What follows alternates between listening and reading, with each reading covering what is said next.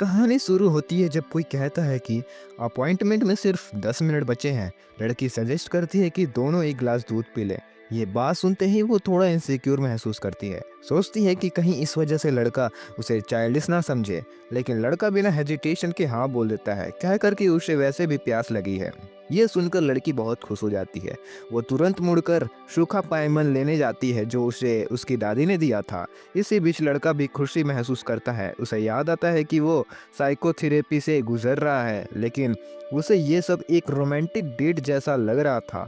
वो थोड़ा रिफ्लेक्ट करता है और सोचता है कि शायद क्रिसमस ईव होने की वजह से ये फीलिंग और भी ज़्यादा बढ़ गई है। जब वो मेन हॉल पहुंचता है तो एक बड़ी क्रिसमस ट्री के सामने खड़ा हो जाता है।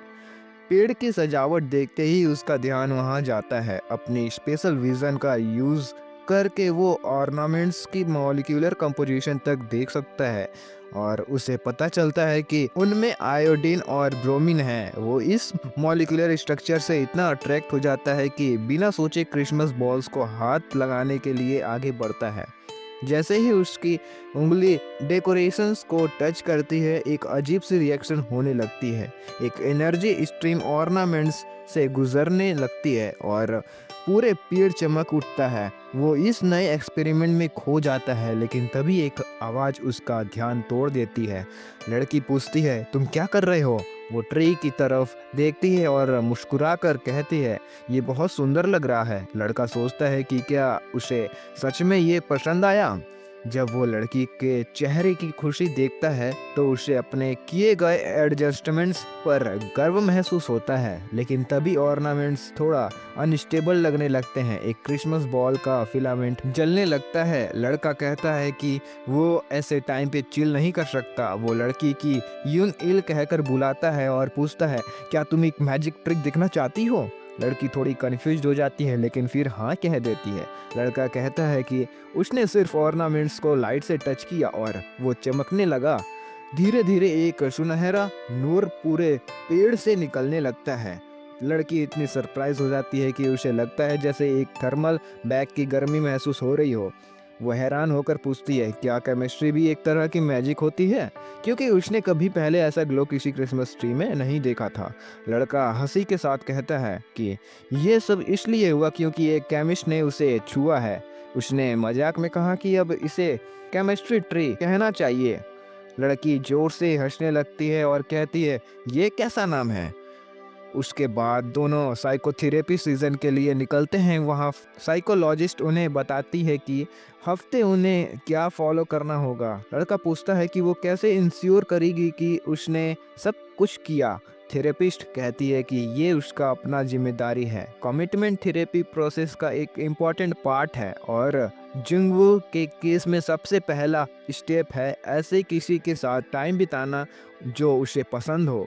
ये सुन के जुंगवू और यून इल एक दूसरे की तरफ देखते हैं। थेरेपिस्ट का कहना है कि ट्रीटमेंट का गोल है वैसे ही महसूस करना जैसे तब करते हैं जब कुछ पसंदीदा कर रहे होते हैं, और ये बात लड़की पे भी लागू होती है। यून इल को लगता है कि ये सब थोड़ा मुश्किल है, लेकिन थेरेपिस्ट उसका हौसला बढ़ाती है और कहती है, तुम ऑलरेडी बहुत अच्छा कर रही हो।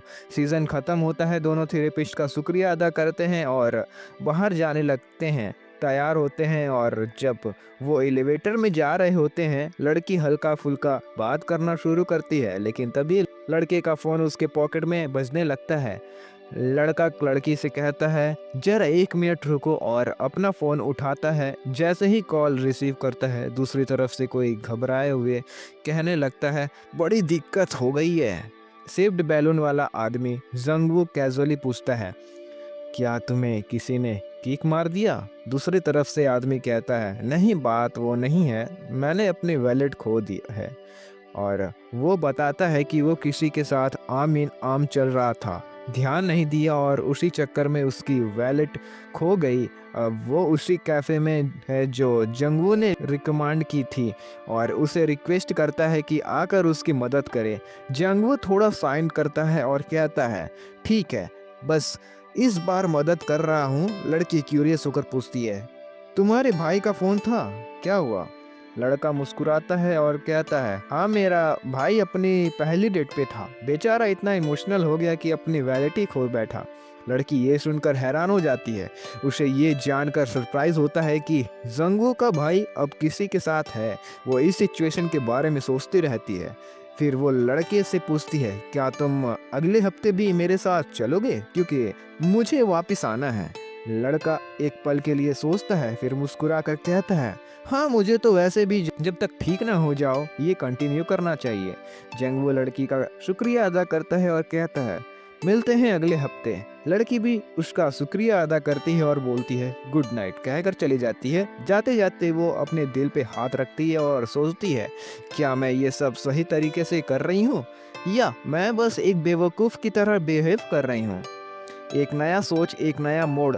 लड़की अपनी कार में बैठती है और अपने मैनेजर को ग्रेड करती है। मैनेजर उसकी तरफ देखता है और कहता है, लगता है आज काफ़ी अच्छा दिन था, इतनी खुश क्यों लग रही हो। लड़की कैजुअली मुस्कुराती है और कहती है, कुछ नहीं, बस वैसे ही मेरी नेचुरल स्माइल है। लेकिन मैनेजर समझ जाता है ये वैसे वाली मुस्कुराहट नहीं थी। उसकी आंखों की चमक जो बहुत टाइम से गायब थी आज वापस आ गई थी। वो उसे डायरेक्टर के रिकमेंडेशन के बारे में बताता है। लड़की एक बार फिर से वो पेपर पढ़ती है जो उसे दिया गया था। वो सोचती है, क्या मैं ये सब कर पाऊंगी, पहला कदम ही इतना मुश्किल था। लेकिन फिर वो अपने आप से कहती है, नहीं मुझे ये सब करना ही होगा, क्योंकि अगले हफ्ते डायरेक्टर को रिपोर्ट सबमिट करनी है। जब वो कार चला रही होती है, उसकी नज़र बस स्टॉप पर खड़े जंगवू के पास पड़ती है। उसे याद आता है कि वो कैफ़े जा रहा था जिसमें उसके भाई की वैलेट खो गई थी। एक मोमेंट के लिए वो सोचती है, फिर अपने मैनेजर से कहती है, एक जगह है जिसमें मैं बहुत टाइम से विजिट नहीं किया, चले क्या। मैनेजर सरप्राइज होता है लेकिन हाँ बोल देता है, ठीक है, वैसे भी क्रिसमस ईव है, वहाँ जाके थोड़ी अच्छी म्यूजिक भी सुन लेंगे। लेकिन जाने से पहले लड़की कहती है, एक मिनट, मैं एक दोस्त को भी ले जा रही हूँ, किस्मत का खेल है या फिर सजाया हुआ मोड़। जंगवू रोड पे खड़ा होता है जब अचानक एक वैन उसके सामने रुक जाती है। वो थोड़ा कंफ्यूज्ड होता है कि ये सब इतना अचानक कैसे हो गया। वैन का दरवाजा खुलता है और अंदर से यूएन एल उसे बुलाती है, तुम कैफे जा रहे थे क्या, चलो हम साथ चलते हैं। जिंगवू हेजिटेट करता है और पूछता है, मैं ऐसा कर सकता हूँ। यून इल हंसती है और कहती है, ऑफ कोर्स, जल्दी करो। वो गाड़ी में बैठता है और जाता है। मैनेजर उसे ग्रेड करता है और जिंगवू सिर्फ एक छोटी सी गेस्चर से रिप्लाई देता है। उसी मोमेंट पे यूनली उसके चेहरे को ध्यान से देखती है और तभी उसे याद आता है, ये तो वही आदमी है जो पिछले हफ्ते मेरे साथ था। उसके हाथ में एक थर्मल बैग भी है। हाँ, जंगवू जो एक केमिकल इंडस्ट्रियल कंपनी में काम करता है। लड़की के दिमाग में एक और चीज़ क्लिक होती है, ओह ये तो वही बंदा है जो अपने आर्टिफिशियल स्नो के डेमो की वजह से वाइट विजार्ड कहलाता है। वो उसे कैजुअली पूछती है, तुम्हें अपनी एजेंसी से फ़ोन आया था। लड़का कैजुअली कहता है, नहीं ज़रूरत नहीं, अगर मुझे किसी बात में इंटरेस्ट होगा तो मैं डायरेक्टली बात कर सकता हूँ, क्योंकि मेरी एजेंसी केजी केमिकल इंडस्ट्रीज का ही एक पार्ट है।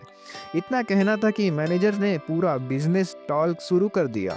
लेकिन युनली तुरंत मैनेजर को एक तेज नज़र से देखती है। मैनेजर समझ जाता है कि युनली क्या कहना चाहती है। वो हाथ ऊपर करके कहता है, ओके ओके, बिजनेस बातें बाद में, पहले चिल करते हैं। गाड़ी क्रिसमस लाइट्स की रोशनी में आगे बढ़ रही थी और कहानी एक नए मोड़ की तरफ चल रही थी। हैन अपने फ़ोन को देखता है, दिमाग में एक ही चीज़ घूम रही होती है, काम की वजह से ऑलरेडी इतना बिजी है। लड़की उसे कैजुअली पूछती है, कैव का भाई कैसा है। हैन एक हल्की सी मुस्कुराहट के साथ कहता है, सब ठीक है। फिर वो लड़के से पूछता है, वैसे तुम कैफ़े क्यों जा रही हो। लड़की कहती है, मुझे अपने शेड्यूल पे टिकना है और वैसे भी क्रिसमस ईव है, फेस्टिवल मूड में आना चाहती हूँ। एक और कहानी शुरू होती है यहाँ से। शहर की सड़क पे एक आदमी बियर का कैन खोलता है, उसे तेजी से पीने लगता है। वो बिल्कुल जंगवू जैसा लग रहा था, बस उसका बाल काले थे। वो धीरे से बोलता है, अब फाइनली अपनी लाइफ जी पाऊंगा। लेकिन तभी उसका फोन वाइब्रेट करता है, एक नया मैसेज आया है। वो घबराहट से सोचता है, क्या उसका इंटरव्यू का रिजल्ट आ गया क्या। नोटिफिकेशन के साउंड्स बार बार आने लगते हैं। वो बेचैन होकर फोन खोलता है, दिल से दुआ मांगता है कि सब कुछ ठीक हो। जैसे ही मैसेज पढ़ना शुरू करता है, उसका चेहरा बदलने लगता है। मैसेज कह रहा होता है, हम आपके सिलेक्शन प्रोसेस में शामिल होने के लिए शुक्रिया अदा करते हैं, लेकिन दुख के साथ कहना पड़ रहा है कि आप सेकेंड राउंड में सेलेक्ट नहीं हो पाए। आदमी एकदम शॉक में चला जाता है, वो एक शब्द भी नहीं बोल पाता। जब थोड़ा होश आता है तो एक कड़वी हंसी हंसी आती है। मुझे पता था कि यही होने वाला है। वो बैग से एक और बियर का कैन निकालता है और जल्दी से खाली कर देता है। आंखों में एक उदासी है जो अंदर से उसे तोड़ रही है। एक सन्नाटे भरी रात। वो आदमी अपनी बियर के कैन टेबल पर छोड़ता है और घर की तरफ चलने लगता है। रात का वक्त, शहर का एक छोटा सा मोहल्ला, वो एक पुरानी सी बिल्डिंग की सीढ़ियां चढ़ने लगता है। हर कदम भारी लग रहा था। ऊपर पहुंचते ही अपने अपार्टमेंट का दरवाजा खोलता है। दरवाजा एक तेज की आवाज़ करता है, जैसे अंदर भी सब कुछ टूटा फूटा पड़ा हो। वो अंदर आता है, फ़ोन को टेबल पे फेंकता है और अपनी बेड पे जा गिरता है। अपार्टमेंट एकदम सिंपल है, ज़्यादा सामान नहीं, बस एक कोने में कुछ फर्नीचर। वो एकदम सुनहाया में ताक रहा था, जैसे सब कुछ बेकार हो चुका हो। और जैसे जैसे रात आगे बढ़ती है, वो एक के बाद एक बियर पीने लगता है। टेबल पर केजी केमिकल इंडस्ट्रीज का एक बॉक्स पड़ा है। उस बॉक्स पे एक छोटा सा लेबल लिखा है, F12। एक नशा चढ़ चुका है। पहले तो वो थोड़ा हल्का महसूस करता है, लेकिन फिर एक अजीब सी बेचैनी आने लगती है। उसकी नज़र टेबल पर पड़ती है। जितने भी बियर के कैंस थे, सब बिखर गए होते हैं। उसके अंदर का गुस्सा फूट पड़ता है। मैंने अपने पैसे शराब पे उड़ा दिए। वो एक कैन उठाता है और गुस्से में टेबल पे मार देता है। बियर का लिक्विड जमीन पे फैल जाता है। आखिरी उम्मीद, उसका दिमाग घूमने लगता है। वो अपने सर पे हाथ रखता है, जोर से खर्राने लगता है। सोचता है, अब मैं और क्या कर सकता हूँ, पर कोई जवाब नहीं मिलता। उसके अंदर की हर उम्मीद, हर सपना धीरे धीरे गिरने लगता है। और फिर एक पल आता है, वो टूट जाता है। वो रो पड़ता है, एकदम कंट्रोल से बाहर हो जाता है। वो आंसू उसके चेहरे से गिरते हैं। वो अपना हाथ आंखों पे रख लेता है, जैसे खुद से भी छुपाना चाहता हो कि वो रो रहा है। लेकिन कुछ देर बाद एक गहरी सांस लेता है, अपनी आंसू पोंछने की कोशिश करता है, अपने हाथ से नाक और मुंह साफ करता है। और टेबल कुछ उसकी नज़र में आता है। AF12। टेबल पर एक चीज़ चमक रही होती है, एक छोटी सी पिल, AF12। उस पिल को देखते ही उसका दिमाग फ्लैशबैक में चला जाता है। ये पिल उसके पास आई कैसे? वो उस दिन को याद करता है जब उसे ये मिली थी। एक क्लिनिकल ट्रायल चल रहा था। उसने अप्लाई भी नहीं किया था, लेकिन फिर भी किसी ने कांटेक्ट किया। उन्हें पता था कि वो फाइनेंशियल क्राइसिस में है। कुछ दिन पहले जंगवू एक स्टोर के लिए मास्कॉट कॉस्ट्यूम पहना खड़ा था। एक छोटी सी बच्ची उस मास्कॉट को प्यार से किस करती है। क्या ये पिल उसके लिए एक नए मोड़ की शुरुआत थी, या एक और अंधेरा? गर्मियों और कॉस्ट्यूम की वजह से पसीना बह रहा था। उसने एक कोने में बैठकर पानी पिया, थोड़ा आराम किया, तभी उसके फ़ोन बजा। वो इस कॉल का इंतज़ार कर रहा था। जल्दी से जैकेट की पॉकेट से फ़ोन निकालता है। लैंडलॉर्ड के मैसेज थे वो, 3 महीने की किराए की बाकी राशि। अगर इस बार नहीं भरा तो लैंडलॉर्ड सीधा उसकी माँ से बात करेंगे। ये सुनकर उसका चेहरा उतर गया। पूरा दिन इस टेंशन में बीत गया। बातचीत जो दिल से छोड़ देती है। दो औरतें पिछले दिन की एक बात डिस्कस कर रही होती हैं। एक बोली, जून के पिता को सजा मिल गई है, उम्मीद है लड़के को चाइल्ड सपोर्ट मिल जाए। एक रिश्तेदार ने टोक दिया, ऐसी बकवास मत कर, बैंक बंद होने वाला है, जल्दी घर चल। जंगवू ये सब सुन रहा था। उसका दिमाग उसके परिवार के बैंक अकाउंट्स की तरफ चला गया। लोन का बोझ, ब्याज का दर्द, सब कुछ डूब रहा था। उसके हाथ में एक खूबसूरत केक का बॉक्स था, लेकिन उसके दिमाग में बस एक ही सोच थी, मुझे ये घर छोड़ना होगा। चुपचाप उसने वो बर्थडे केक टेबल पे रख दिया, बिना किसी को दिखाए। फिर वो गलियों से निकलकर सीधा मेन रोड की तरफ बढ़ गया। बस स्टॉप पे एक खोया हुआ चेहरा, सड़क पे गलियों का शोर, बस स्टॉप पे एक उदास शक्ल। टीवी पे न्यूज़ चल रही थी कि केजी केमिकल इंडस्ट्रीज के सिर्फ कोरिया में 14,000 एम्प्लॉयज़ हैं और वर्ल्ड वाइड में 11,000, और electronic equipment, medical supplies, beverages, सब कुछ ये लोग बनाते हैं। तभी उसके फ़ोन फिर से बजा, लेकिन इस बार ध्यान नहीं दिया। कुछ समय बाद उसने अपनी जेब में हाथ डालकर फ़ोन निकाला, फिंगरप्रिंट स्कैन किया, फ़ोन अनलॉक हुआ। एक मैसेज आया था। उसका छोटा भाई पूछ रहा था, भाई क्या तुमने केक घर पे रखा था? क्या तुम हमें छोड़कर जा रहे हो? जंगवू ने जवाब दिया, मम्मी को हैप्पी बर्थडे कहना और उनके साथ केक खा लेना। भाई ने पूछा, तुम साथ क्यों नहीं आ रहे? जंगवू ने बस इतना कहा, मुझे एक ज़रूरी काम है। आखिरी उम्मीद या एक नया रिस्क? तभी एक और नोटिफिकेशन आई, बैंक का मैसेज, आपका लोन ड्यू डेट करीब आ रहा है। ये देखकर हैन और ज़्यादा परेशान हो गया। बैंक बैलेंस तो वैसे भी जीरो होने के करीब था और अब तो घर भी छोड़ दिया। रात कहाँ गुजरेगा? उसने फ़ोन वापस पॉकेट में रखा, तभी उसके हाथ एक चीज़ से टकराए, एक जिप लॉक बैग। उस बैग के अंदर एक छोटी सी ट्रांसपेरेंट पील थी। उसने उसे ऊपर उठाकर देखा, बिल्कुल साफ और सफा। उसके दिमाग में एक फ्लैशबैक आया। केजी कंपनी का एक रिप्रेजेंटेटिव उसे मिलने आया था। उसने ये दवा दी थी और कहा था इसे डिनर के साथ लेना और हमें रिजल्ट रिपोर्ट करना। अब हैन एक और मुश्किल फैसला लेने वाला था। ये पिल उसकी ज़िंदगी बदलने वाली थी या और ज़्यादा अंधेरा में डालने वाली थी। अगर एक्सपेरिमेंट सक्सेसफुल हो जाता है तो उसे पैसे की टेंशन कभी नहीं होगी। अपने अपार्टमेंट में बैठे हुए लड़का इस संभावना के बारे में सोच रहा था। उसकी नज़र F12 नाम की उस गोली पर टिकती है। वो ऑलरेडी नशे में है और जो कुछ भी उसके साथ हो रहा है उस वजह से उसकी सोचने समझने की शक्ति भी धीरे धीरे धुंधली होती जा रही थी। वो सोचता है इसे कोई नुकसान तो नहीं होगा, कम से कम जान तो नहीं जाएगा ना।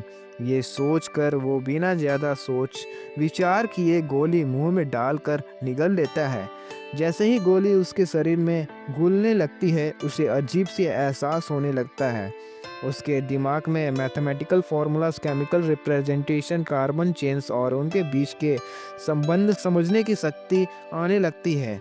वो पूरे ब्रह्मांड का एक तरीके से मैथमेटिकल आर्ट्स समझने लगता है। ये सब एक साथ उसके दिमाग में इतनी तेज़ी से भर जाता है कि वो एक झटके से अपने बिस्तर पर गिर जाता है। उसे महसूस होता है कि जैसे कोई उसका गला दबा रहा हो। एक धुंधली सी आवाज़ जो एक मास्क के पीछे छुपी है उसे पूछ रही है, ड्रग कहाँ है?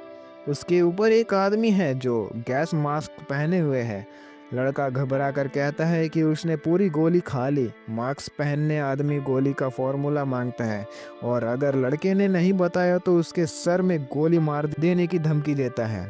और तब सब कुछ एक सपना या भ्रम जैसा महसूस होने लगता है। लड़का देखता है कि वो उस टीवी शो का हिस्सा बन गया है जो उसके फ़ोन पर चल रहा है। उसकी आंखें थकान से भरी हुई हैं। वो फ़ोन से नज़र हटाकर अपने रूम की तरफ देखता है। उसके चेहरे पर एक गहरी उदासी है।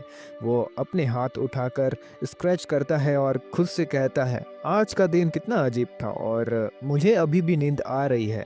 उसका फ़ोन वापस वाइब्रेट होता है। कोई मैसेज आया है। वो देखता है, क्या तुम अभी भी जागे हो? वो तुरंत हाँ रिप्लाई करता है, लेकिन अगला मैसेज देखकर उसका दिल तेज धड़कने लगता है। कंपनी का एक रिप्रेजेंटेटिव तुमसे अभी मिलना चाहता है। उसके शेव्ड बाल और अजब सी चमक रखने वाली आंखें इस मैसेज को बार बार पढ़ती हैं। रात के सुकून भरे माहौल में एक गाड़ी की हेडलाइट्स उसके ध्यान को खींच लेती है। वो यहाँ है। वो फ़ोन को देखता है और इंजन को गरजने की आवाज़ सुनाई देती है। धीरे धीरे वो गाड़ी की तरफ बढ़ता है। हेडलाइट्स की रोशनी इतनी तेज है कि उसकी आंखें चुंधिया जाती हैं। फिर अचानक ब्लू कार की हेडलाइट्स बंद हो जाती हैं। उसे ये सब अजीब लगता है। फिर अचानक रोशनी वापस आ जाती है। लड़का सोचता है, क्या ये एक साइन है कि मुझे गाड़ी के पास जाना चाहिए? थोड़ा हेजिटेंट फील करते हुए वो आगे बढ़ता है। मैं अंदर आ सकता हूँ? वो पूछता है। उसके जवाब में पैसेंजर सीट का दरवाज़ा धीरे से खुल जाता है। उसे समझ आ जाता है कि उसे दूसरे साइड से इंटर करना होगा। वो सीट पर बैठता है। दरवाज़ा धीरे से बंद हो जाता है। अंदर का माहौल एक अजीब बेचैनी से भरा है। फिर वो ध्यान देता है, उसके सामने एक औरत है जो अपने हाथ में कुछ पेपर्स एडजस्ट कर रही है। मैं केजी केमिकल के सीनियर डायरेक्टर हूँ। मेरा नाम मून चाई यून है। लड़का हैरान रह जाता है, ऐसे बड़ी पोजीशन पर कोई इंसान मुझसे मिलने आया है। वो अपना नाम बताकर हल्की सी हिचकिचाहट के साथ इंट्रोड्यूस करता है। मैं जुंगू हूँ। डायरेक्टर एक रिपोर्ट के लिए उसे कुछ सवाल पूछना चाहती है। तुमने गोली लेने के बाद कभी सोया है? वो डायरेक्टली पूछती है। लड़का थोड़ा घबरा कर जवाब देता है, नहीं, अब तक तो नहीं। वो खिड़की के बाहर देखता है, तभी अचानक वो औरत अपने चेहरे को उसके और करीब ले आ जाती है और फिर वो कहती है कि ऐसा लगता है जैसे कुछ भी नहीं बदला। उसका चेहरा इतना करीब है कि लड़का हकलाने लगता है। चाय यान, वो थोड़ा घबरा कर कहता है, पर वो उसकी आंखों में देखते हुए सीधा बोलती है, मुझे डॉक्टर मून बुलाओ। लड़का शर्मिंदगी महसूस करता है और धीरे से पूछता है, केजी केमिकल मुझे कैसे जानता है? क्या उन्होंने ही मुझे ये गोली भेजी थी? डॉक्टर मून उससे पूछती हैं, क्या तुम कभी किसी ऐसे हॉस्पिटल गए हो जो केजी केमिकल ऑपरेट करता हो? जंगू याद करता है और सर हिलाता है। हाँ, एक बार गया था, एक एक्सीडेंट के बाद। डॉक्टर मून कहती है कि उस हॉस्पिटल में किए गए टेस्ट रिपोर्ट्स के मुताबिक उसका डीएनए F12 कंपाउंड के साथ कॉम्पिटेबल था, इसलिए उसे क्लिनिकल ट्रायल के लिए सेलेक्ट किया गया। ये बात वो इतनी करीब आकर बताती है कि लड़का शर्मा जाता है। वो आंखें उठाकर हल्की बेचैनी के साथ पूछता है, लेकिन हम रात के इस वक्त यहाँ क्यों मिले हैं? डॉक्टर मून शांत लेकिन सख्त लहजे में कहती है, तुमने जो दवाई ली है उसकी वजह से। F12 कंपाउंड एक पावरफुल सेडेक्टिव है, लेकिन ये एक ऐसा कंपाउंड भी है जो नॉलेज को स्पेसिफिक तरीके से डेवलप कर सकता है। लड़का कंफ्यूज्ड हो जाता है। वो कहता है, लेकिन मैं तो बिजनेस एडमिनिस्ट्रेशन में स्पेशलाइज्ड हूँ, फार्माकोलॉजी नहीं। डॉक्टर मून उसे करेक्ट करती है, मॉलिक्यूलर बायोलॉजी। जंगवू को ये समझ नहीं आता और वो थोड़ा शर्मिंदगी महसूस करता है। डॉक्टर मून उसकी कंफ्यूजन देखकर थोड़ा इम्पेशंस होती है, लेकिन फिर दोबारा समझाने लगती है। F12 एक ऐसी स्ट्रक्चर है जो दो मॉलिक्यूलर का एक मिरर वर्जन है। इससे कायरलिटी या ऑप्टिकल आइसोमेरिज्म कहते हैं। एक मॉलिक्यूलर एक डायरेक्शन में स्पिन करता है और दूसरा उसका उल्टा होता है। अगर ये आइसोमेरिज्म ना हो तो सिर्फ सिडेक्टिव क्या इफेक्ट होगा, लेकिन अगर हो तो कंपाउंड का नॉलेज इनहेंसिंग इफेक्ट शुरू हो जाता है। जंगवू इस सब में और भी ज़्यादा कंफ्यूज हो जाता है। उसका दिमाग भारी महसूस होता है। अचानक उसके सर में तेज दर्द उठता है और वो जोर से कहता है, मुझे कुछ समझ नहीं आ रहा। वो अब भी सर पकड़कर बैठा है। हम अब तक यहाँ क्यों हैं और मैं अब तक सोया क्यों नहीं? डॉक्टर मून उसे सोचने को कहती हैं, अपने नॉलेज पर ध्यान दो। एक पल के लिए दोनों शांत हो जाते हैं। एक अजीब सी नज़र मिलती है दोनों के बीच। फिर जंगू हल्की सी एरोगेंट एक्सप्रेशन के साथ पीछे होता है। आप सिर्फ मजाक कर रही हैं, है ना? उसकी आवाज़ ऊंची हो जाती है। एक सिलेक्टिव ऑप्टिकल आइसोमेरिज्म की वजह से एक नॉलेज इनहेंसिंग कंपाउंड कैसे बन सकता है? ये पॉसिबल भी है क्या? वो गुस्से में कहता है, अगर जेनेटिक इंजीनियरिंग इतना पावरफुल है तो इसे जेनम प्रोजेक्ट में भी इस्तेमाल किया जाना चाहिए। ये सब नेचुरली समझना इम्पॉसिबल है जब तक किसी के दिमाग में कई डिवाइस ना लगे हों। डॉक्टर मून शांत रहती हैं, फिर मुस्कुराकर कहती हैं, नेचुरली तो ये इम्पॉसिबल है। चंगू गहरी सांस लेता है। बिल्कुल, जेनेटिक कोड अमीनो एसिड्स में आरएनए के थ्रू कन्वर्ट होता है और ये अमीनो एसिड को रिकग्नाइज करने का तरीका बहुत कॉम्प्लेक्स है। फिर अचानक वो समझने लगता है, रुको, मुझे ये सब याद कैसे है? उसने कभी भी अपनी केमिस्ट्री क्लासेस में ये नहीं पढ़ा था, पर अब ये सब इतनी क्लियरिटी के साथ उसके दिमाग में है जैसे किसी ने डायरेक्टली उसके अंदर डाल दिया हो। डॉक्टर मून उसे देखकर हल्का सा मुस्कुराती हैं। जंगू शौक में है। वो धीरे से पूछता है, ये हो क्या रहा है मेरे साथ? वो हमेशा लड़कियां से बात करने में हेजिटेंट फील करता था, पर अब तो वो कॉन्फिडेंटली बात कर रहा है। डॉक्टर मून उसका ध्यान खींचती हैं और कार के डैशबोर्ड पर एक छोटी व्हील रख देती हैं। यह सिर्फ शुरुआत है। व्हील के अंदर एक छोटी चमकदार गहरी नीली स्टोन जैसी चीज है। जंगू क्यूरियोसिटी के साथ व्हील उठाता है और उसकी आंखों में सवाल है कि ये क्या है। एक पल के लिए सिर्फ सन्नाटा छाता है, फिर वो दोबारा पूछता है, ये असल में क्या है? डॉक्टर मून धीरे से कहती है, ये असली AF12 है। ज़्यादा स्टेबल और ट्रेडिशनल मेडिसिन से कई गुना पावरफुल, और ये तुम्हें और भी ज़्यादा नॉलेज देगा। जंगू एक पल के लिए चुप हो रहता है और फिर धीरे से पूछता है, क्या ये डेंजरस है? डॉक्टर मून बिना किसी हेजिटेशन के जवाब देती हैं, 100% सेफ है। वो थोड़ा और कॉशियस हो जाता है, और अगर मैं ये ले लिया तो तुम लोग मेरे साथ क्या करोगे? कहीं ये ह्यूमन एक्सपेरिमेंटेशन तो नहीं? अचानक एक अजीब सा ख्याल उसके दिमाग में आता है। उसके चेहरे पर टेंशन दिखने लगती है। कहीं ये मुझे डिसेंट करने का प्लान तो नहीं बना रही?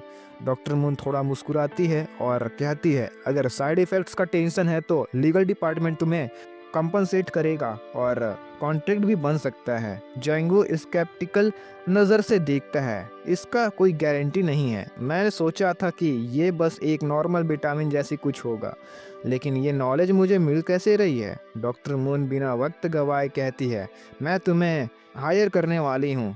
क्या? जैंगो शॉक्ड रहता है। ये उसके लिए बिल्कुल अनएक्सपेक्टेड था। डॉक्टर मून उसे ऑफिशियली केजी इंडस्ट्रीज ज्वाइन करने के लिए कहती हैं और हाटा की सर्ब कहकर बुलाती हैं। जैंगो डिसबिलीव में है, वो समझ ही नहीं पा रहा है कि ये सब क्या हो रहा है। डॉक्टर मून उसे देखकर एक हल्का सा स्माइल करती हैं, लेकिन तभी फ्लैशबैक अचानक एक जगह पर भयानक आग लगती दिखाई देती है। एक छोटा बच्चा अंदर है, सांस लेने के लिए तड़प रहा है। डर के मारे उसका शरीर कांप रहा है। धुआं उसका गला दबा रहा है और आग की लपटें ऊपर तक पहुंच रही हैं। वो पापा चिल्लाता है पर कोई जवाब नहीं आता। अब प्रेजेंट में आते हैं। जेंगो अचानक झटके से उठता है। उसका सारा शरीर पसीने से भीग चुका है। सांस तेज चल रही होती है उसकी। वो मिरर में अपनी शक्ल देखता है, शेप्ड बाल और अलग सी आंखें। ये क्या सपना था? वो थोड़ा होश संभालता है, फिर टेबल की तरफ देखता है। वहाँ एक कागज पड़ा है, एम्प्लॉयमेंट कॉन्ट्रैक्ट।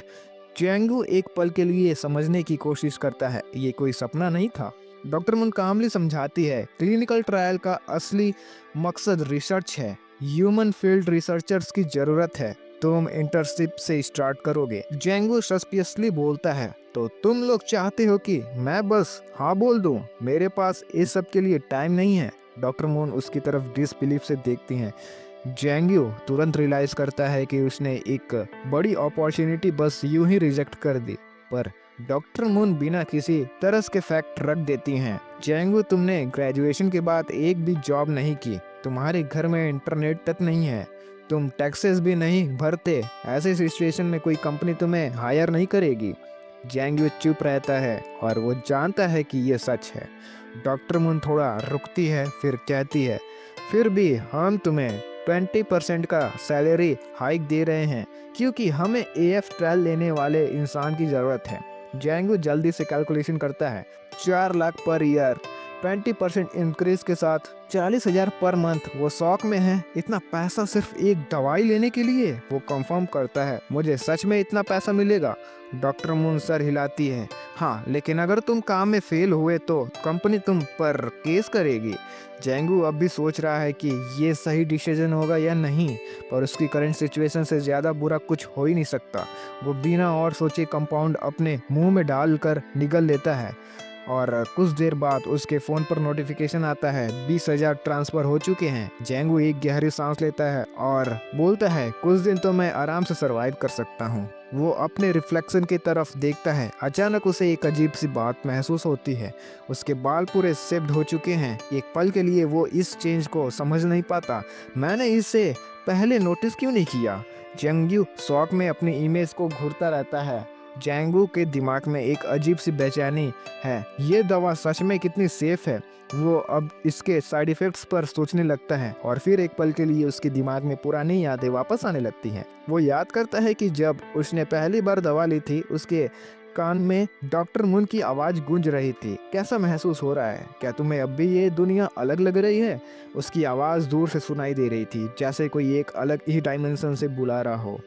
तभी उसका विज़न एक माइक्रोस्कोप की तरफ होने लगता है, पर ये कोई आम माइक्रोस्कोप नहीं, एक ऐसा जो एटम्स तक देख सकें। डॉक्टर मून लगातार उसका नाम लेती हैं। धीरे धीरे वो इस माइक्रोस्कोप दुनिया से बाहर आता है। वो उसकी तरफ देखकर कंफ्यूज होता है और कहता है, तुम्हारे चेहरे पर कुछ अजीब लग रहा है। डॉक्टर मून थोड़ा परेशान हो जाती हैं, क्या मतलब है तुम्हारा?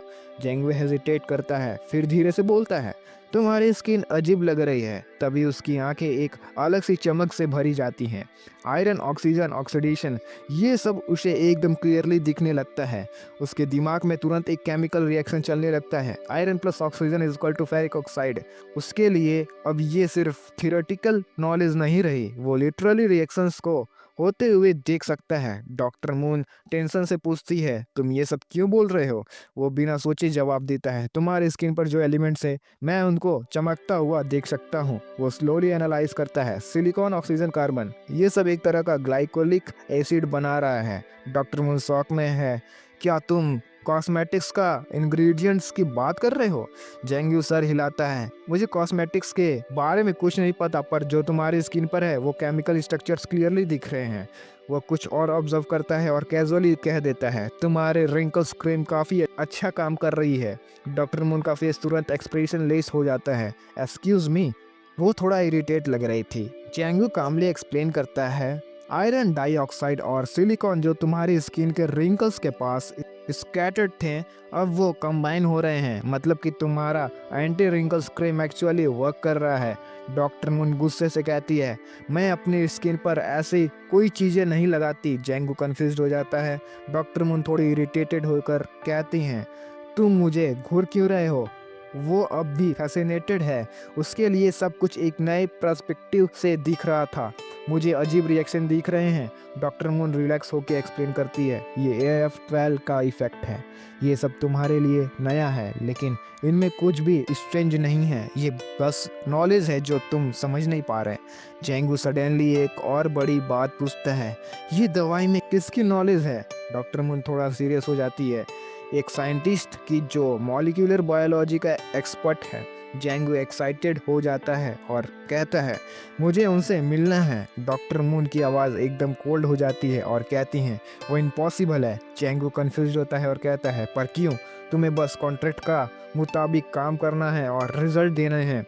जेंगू अब भी नए वर्ल्ड में खोया हुआ है। उसका दिमाग अब भी केमिकल कॉम्बिनेशन और रिएक्शंस की एक्सप्लोर कर रहा है। वो कैजुअली एक और कमेंट मार देता है, बाय द वे, तुम्हें बस फाउंडेशन लगाने से कुछ नहीं होगा। अगर तुम सच में रिंकल्स हटाने चाहती हो तो एक एसिड कैटलिस्ट ऐड करो जो डेड स्किन सेल्स को रिमूव करे। डॉक्टर मून का चेहरा सडनली रेड हो जाता है, बस करो। वो इतने गुस्से में आती है कि अपने हाथ में रखी पेन तोड़ देती हैं। जेंगू तुरंत चुप हो जाता है और उसका गला सूख जाता है। अब एटमॉस्फेयर सडनली टेंस हो चुका होता है। रात का आसमान नीला है। एक पुरानी दरवाजा जोर से चर्क करता है। जेंगू अपने अपार्टमेंट का दरवाजा खोलता है। ये इतना नॉइजी क्यों है? शायद लुब्रिकेंट खरीदना पड़ेगा। जैसे ही अंदर आता है एक आवाज़ सुनाई देती है, आखिर तुम वापस आ ही गए। जेंगो सरप्राइज होता है। एक बुजुर्ग औरत खड़ी है।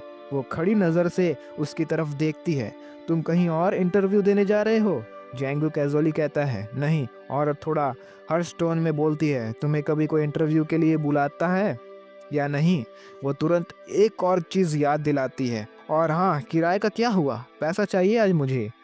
जेंगू साइन लेता है और वो बिना कुछ कहे अपना फ़ोन निकालता है और तुरंत एक ट्रांसफ़र करता है। उसके सामने लैंडलेडी का फ़ोन वाइब्रेट करता है। Transaction complete. बुजुर्ग औरत शॉक में है, इतना ज़्यादा पैसा? जेंगू थोड़ा कैजुअली कहता है, हाँ, बस चेक कर लो सब सही है या नहीं। वो अब भी डिसबिलीव में है, ये पैसा कहाँ से आया? जेंगू उसके जवाब सुनने से पहले ही डोर की तरफ बढ़ने लगता है। मुझे निकलना होगा। लैंडलेडी क्यूरियस होती है, इतनी सुबह सुबह कहाँ जा रहे हो? एक छोटी सी मुस्कुराहट के साथ वो सिर्फ एक लाइन बोलता है, अब मेरे पास एक जॉब है। सुबह की लोकल ट्रेन यूजुअल तरह से भीड़ से भरी हुई है। जैंगो एक छोटी सी सपोर्ट हैंडल पकड़ता है और तभी एक तेज झटका लगता है उसे।